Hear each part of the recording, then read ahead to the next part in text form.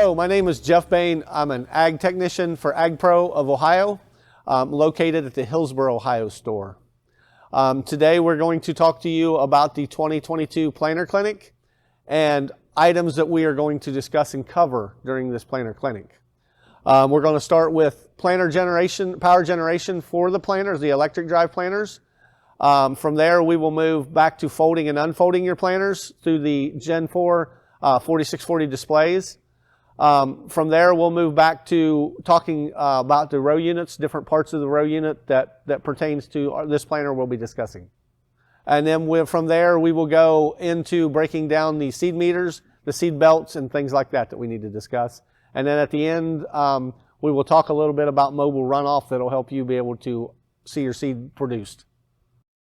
So starting with your generator, every year, annually, you'll want to perform maintenance on your generator. You will, if it is taken apart, there's a plug here on the front side of your generator that holds 17 ounces of high guard. I would suggest that you change that annually because these are straight cut gears in here. They will be kind of noisy as they run. From there, with your generator and your gearbox, being apart, you would want to grease both halves of your gearbox, your half of your gearbox and half of your generator with a Moly non-claying type grease. That is also done annually or every time that this is taken apart. There is a shear hub in here that if it gets dry, it will take the brass teeth off of it and it will stop your power generation. This generator is a 56 volt. That's what it takes to run the new electric drive, whether it be just a 5E or whether it's an Exactamers, it still takes the same 56 volts. Those two will marry together with a bolt kit here.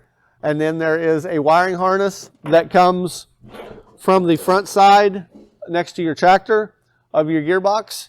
Comes back to a plug here on your generator that ties into your main harness on the front of your planter. All right, we're going to start here with our row units. We're going to start at the no-till coulter and the row cleaner, and then we'll work our way back through the row unit. So if you go down here on your no-till coulter, this is a 25 wave bubble.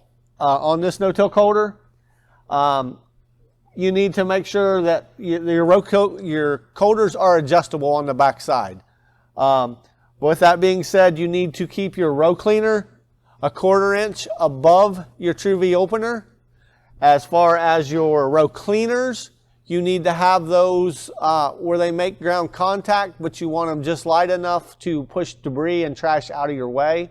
You don't want heavy enough downforce on them because they are air actuated to cause the frame or the disc to create a trench. From there, we will move back to the Tru-V openers. Brand new, they are 15 inches. Replaced at 14, it basically gives you a 1/4 inch, as you can see here, of a bevel on those coulters. And then to make sure your trench is set at the optimal angle for you and the optimal wear for your blades, you would take 2 business cards, slide one in from the front, one in from the rear of the blade, and you want 2 to 2.5 inches of clearance between those 2 business cards. If you make your gap too narrow, what happens is it side loads the Tru-V openers, and that causes damage and wear here on your bearings and on your rivets, your blades. We've all probably seen that planter disc running around, a Tru-V opener disc running around on your planter that's the rivets are broke, and we wonder what happened to that. It's because they're too tight. From there, we'll look at the gauge wheel. This was a new design last year for John Deere planters. They went from a solid gauge wheel to a spoked gauge wheel, which is allowing it to be sturdier. Also allows for less chance of mud or debris to pack in behind your gauge wheel between that and your Tru-V opener. From there, we'll move into, there's a couple different options on planters today. You can get, this planter is set up with pneumatic closing wheel. or you can still get the handle with the 5 settings for the spring closure. Gauge wheels or closing wheels at that, you can get, there's many options. You can do a spike, you can do a solid, a cast one, or you can do a rubber tired closing wheel. It's kind of, as a farmer, that's your preference on your soil type and what you're seeing at your farms. Okay, from there we're going to move up. This planter has IRHD. The options right now are IRHD, pneumatic downforce, whether it be active or set point, or you can go to the hydraulic driven, which is IRHD. IRHD is going to give you probably the best contact for soil to seed contact and keeping your row unit flat in the ground at a constant, consistent depth. From there, as we talked about, the rest of your row unit back, your shank, which is this part of your row unit, excuse me, comes back to an electric planter or a exact planter, both of them being electric. If it's just a 5E planter, you will have just this motor, which is a 56 volt motor, as we talked about with the generation. With the belt driven planter, you have a second motor, which drives nothing but your belts, and we'll discuss the belt stuff here in a little while when we do that segment. In front of both your motors up here in the front plate is what we call a ruck, is a row unit control unit, which can be switched if you have problems with one, can be switched to another row to isolate your problem, whether you've got a motor problem, motor drag, or whether it's actually a ruck unit itself bad. From there, this little plug is where your seed tube sensor, and we'll discuss that here in a little while on the meter or on the brush stuff, but where your seed tube sensor would plug in, and this is where it would read. Your brush belt unit would set right here and go down in, and then your seed meter would clip back over it, and we will discuss seed metering also later. From there, that hasn't changed in years. Your handle to set your adjusting your seed depth is still here, and each increment is a 1/4 inch increment. From there, we would discuss, I would want to go and we'll discuss belts.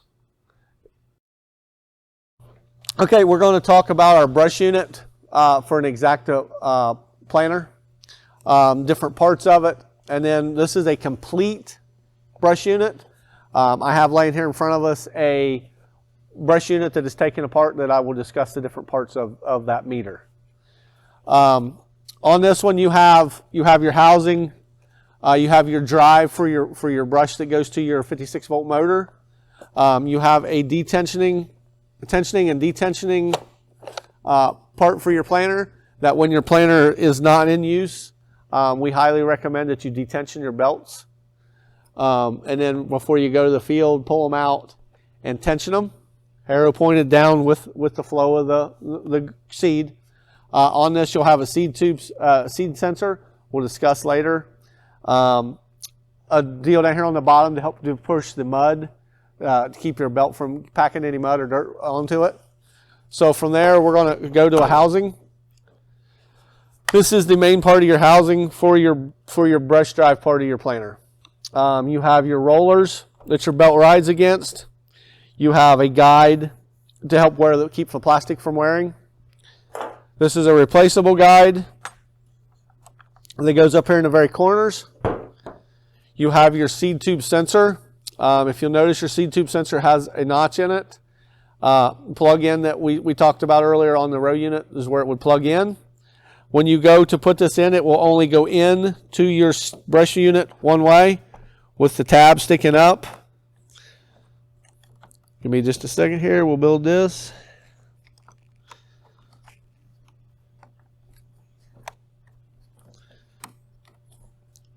So that is how your seed sensor pops into where it needs to be put into. From there, we have an outer plastic cover that covers your belt to help protect it. From there, we have the brush itself. Seems to be very pliable, very reliable. The things that it doesn't like real well, After you're done planting, or if you know you're going to be setting for a while for weather conditions, I would suggest that you purge your planter, which gets the seed out of this brush so it doesn't set full of seed. Because rodents will want to ultimately crawl up in here and chew on these bristles, and these bristles is what allows us to get your seed directly to the ground in the seed trench. So with that being said, it pops into this housing.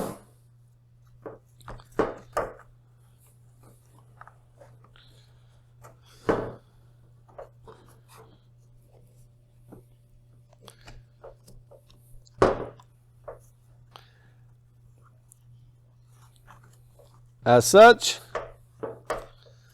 the cover then fits into these 5 little slots over here, which keeps you centered and locked in on that side. At the bottom, you also have a separate cover that I had not stuck on yet.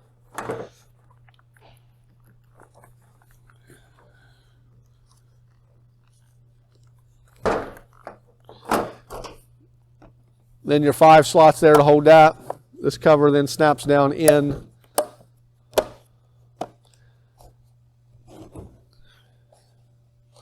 As a part of that.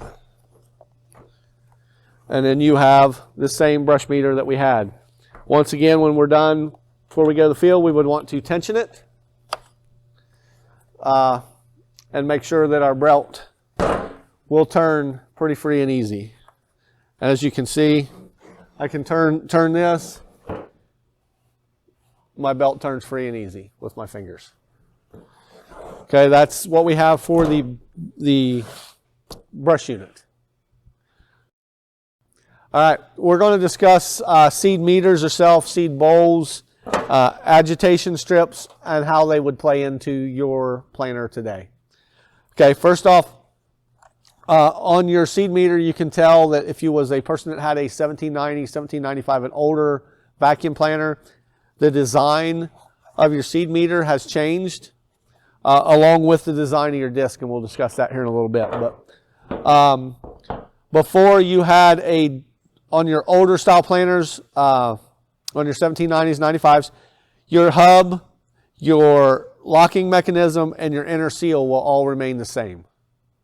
The double eliminator on your meter has went from a flat metal strip out here with 3 or 4 notches on it to a rubber eliminator, which is adjustable by opening up your meter and removing your disc, but you have 3 heights that you can get out of this eliminator. Things that you'd look at as far as wear, if these tips get hard, if these little rubber deals start to get hard or they get wore off, then we would need to change the eliminators out. For a corn setting, which the planter is behind me here, you would want to start in the middle notch of your eliminator. Depending on seed size, you'd probably start at that 18 to 22 pounds of vacuum for this meter. And then you would set your height, and we'll do that here in a second. This is an agitation strip for corn. It is rough. If you was running beans through this planter with a different disc and a different agitation strip, this would be smooth and it would be yellow for beans. Easily changed, got 3 little clips here on the back side, as you can see. On your meter here, there's 3 holes where it pops into. We'll go ahead and put this one in.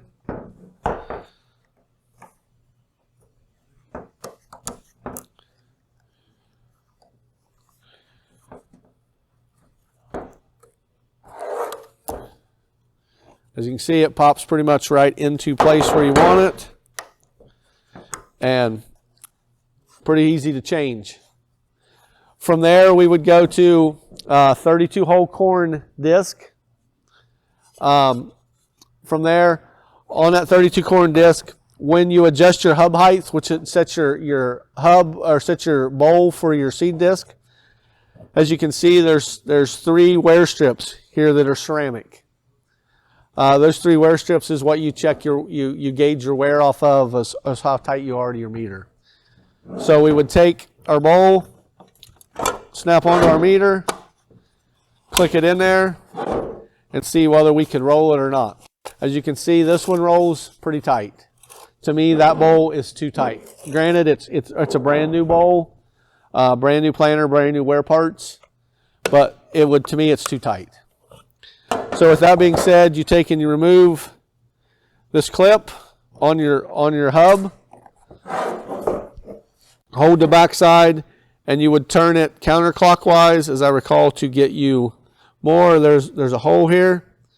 You want to put your clip back in. I usually turn it a hole or two, just depending to get me a reference point of whether we're too tight or still too loose. So we'd snap our clip back in, put our bowl back in. As you can see, this meter starts to roll a little easier. Still rolling, still touching and on your wear strips, but you want a little bit of drag. You just don't want a lot of drag. From there, you have your vent tube that goes down inside of your meter for your seed pool. You'll want to take those out. Make sure that they're not packed full of talc and graphite, because you use an 80-20 mix of talc and graphite with this meter to keep your meter lubricated. So if by chance this is all packed or cruded up with talc or graphite, you can take that out, clean it, soap and water, let it dry, and put it back in your meter. Goes back in pretty easy to one side here. As you can see, it just slides right back in. The last part of this meter, as far as the door, as you can see, it's changed design from your 1790s and 95s that are just plain vacuum units. With that, it's the only really wear parts. You got a screen here. Just make sure it doesn't pack full of debris and trash for your vacuum. Your drive, which actually goes onto your 56-volt motor. Don't see very much trouble out of any of that part as far as the drive or anything like that. And then lastly, to your meter, you have your door just like you had on the 1790. Design has changed some. As you can see, the way it pulls vacuum and the way it seals against your meter is different. Your other one was more flat on an older planter. Seals the same way. You still want them to be pliable. You don't want your corners to be wore through because that allows you to lose vacuum. So then you'd put your door back on your unit. Snaps back in. Closes. And then this meter is ready to be put back in place. Okay, I'm going to show you or talk to you about a nice function or feature that John Deere has come up with for all of our displays and planters and tractors, all of our equipment. It's called Equipment Plus. It's available through your app store. You can go in and you can download your equipment. Today we've downloaded this planter, this 24-row planter here that we're using, 1795. On that, you have to go through and always accept John Deere's terms when you go to this Equipment Plus. But it will break down and it'll tell you everything we want to know about this planter as far as settings, things that will help you inside the cab, outside the cab, functions of it. And then we're going to conclude with, and I'll show you here, a mobile runoff feature that allows you basically to make your planter a 24-row test stand. Allows you, as long as your power generation and your wireless is all hooked up on your planter and you have an iPhone or an iPad, you can actually leave your generation running and get out and go back and see what your planter is actually doing, setting still. You can go into your diagnostics and calibration part of your Equipment Plus page for your planter, and you can go in and pick mobile runoff. The first stage it'll pop up. It'll look just like my iPad here on the display. If you scroll it to the side, it'll allow you to pick the population, the speed, and the crop in which you're wanting to run and what row. So you can do all this from your iPad or your iPhone standing out behind your planter as long as your power generation system is running and your planter is your vacuum is kicked on. So once you do that, you'll set what you want. You click the Tools tab here on this. Shows a picture of your phone and the wireless deal. With your wireless on your planter and everything, all these green check marks, it tells you you're ready to do your runoff. So you go over here, and it's got your population, your miles per hour, and it tells you to swipe to start. So you would swipe it to start it. This test is set up for 25,000 at 5 miles an hour. So it would put out 25,000 seeds if that's what you felt you needed to do. And it will show you your singulation, your multiples, and your skips, all right here on your phone.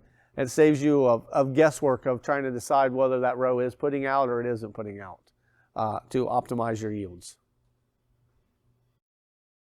Finally, we're going to take your planter, the things we need to know to take your planter to the field.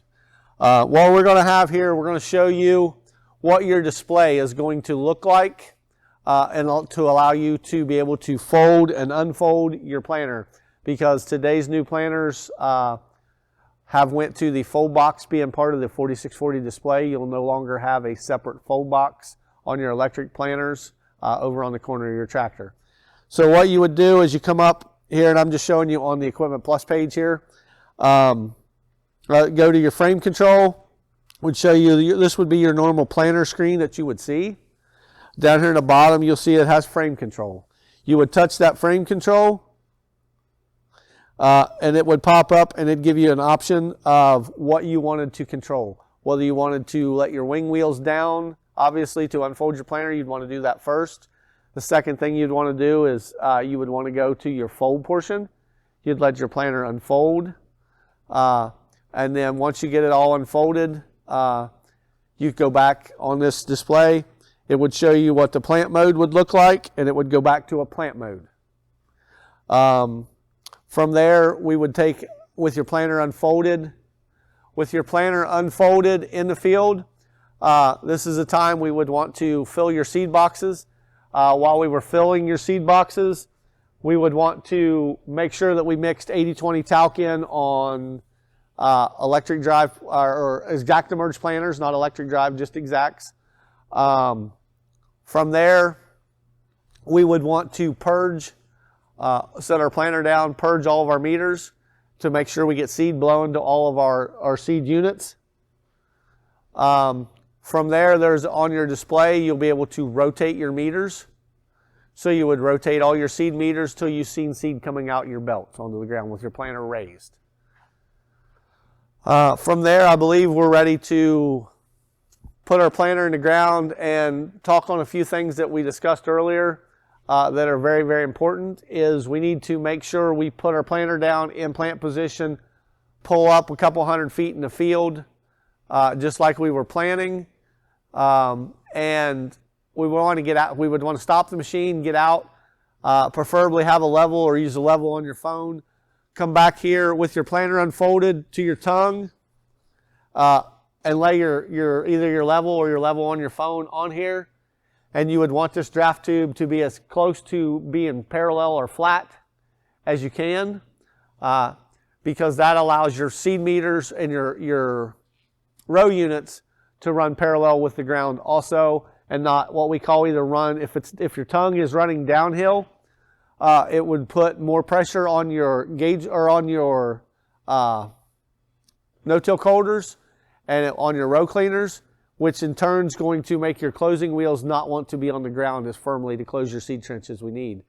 And just the same as if it was running on its heel or raised too high and running downhill to the rear towards the planter, you will take less contact on your row cleaners and your no-till holders and even your True V holders, and it will put more pressure on your closing wheels and close your trench harder.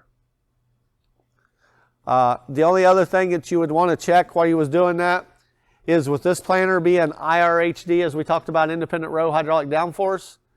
When that's all kicked in and running, you want to make sure that these hoses aren't sitting back here pulsating or anything on their own. If they're pulsating, they've got air in them. If they got air in them, you need to shut your machine down. They make a loop hose. You can tie into these two ports or two on the other side, different sections of the planter. And there is a procedure in your display under operations and tests that you would go through and get the air out of your machine. From that point, if my planter is all seeds all purged, my tongue's level, I'm happy with the downforce that I've got on my closing wheels. At that point in time, I would shallow up a row unit, and I would take a ratchet strap and pick up my closing wheel so I left my trench kind of open, and then I would plant another 100 or a couple hundred feet with that row open. That allows you to come back, measure out 17.5 feet, and count your seeds in that trench to see if your population of what you're truly putting in the ground or at the ground is truly what your display is showing. Once again, I'm Jeff Bain with AgPro. I would like to thank you for your time of watching this display we've put on for your planters. If you have any more questions, please contact your local AgPro store. Thank you.